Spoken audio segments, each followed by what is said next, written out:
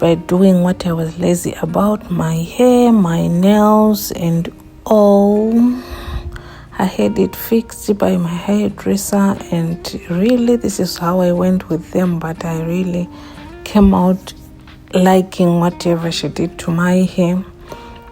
I had to do it quickly as I was supposed to pack like more bags when I come back. So ta-da, this is how I was looking when I came back. I just did simple things that nobody was looking forward to hear from me. So I started by picking my kids'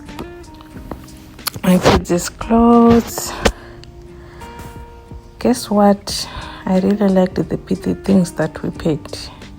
Surprisingly, I didn't know how grown he was by now, so I was just taking by age, risking it, like maybe it will fit, maybe it will not fit. But we took everything that was really cute and nice, and it came out good.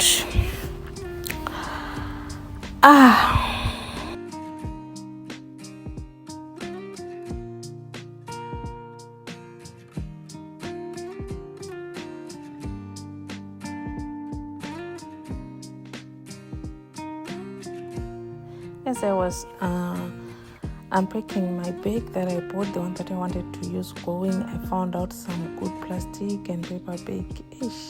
If you knew how much that plastic really rescued me from packing my bottles, because I had picked some soju. I had purchased some soju to take as presents. My mother-in-law loves that, and my friends back there in Zim.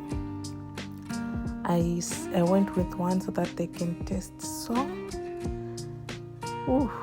this was like an answered prayer. I took my bottles, packed them in that plastic. If you can see that plastic, it's really like it has some bubbles which prevent anything from banging in against each other. You understand? So that's me packing it up, ready to rumble.